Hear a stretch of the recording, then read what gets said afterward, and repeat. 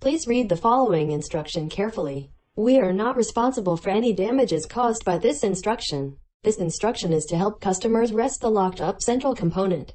Due to the refrigerator manufacturer's design flaw, the LG LT1000P filter manifold gets stuck easily when the filter was installed and removed improperly.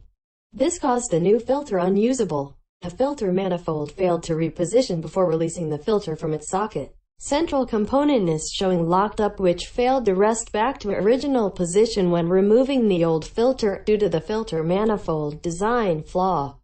Rest instruction. Proceed with cautions. Step 1. Shut off the water inlet valve behind the refrigerator. Grab a towel and place it under the manifold to catch any dripping water. Step 2. Find a flathead screwdriver or a thin object that can fit inside the central component, as the image demonstrated. Step 3. Insert the screwdriver, in this case into the outlined spot. Slowly turn counterclockwise to reposition the central component.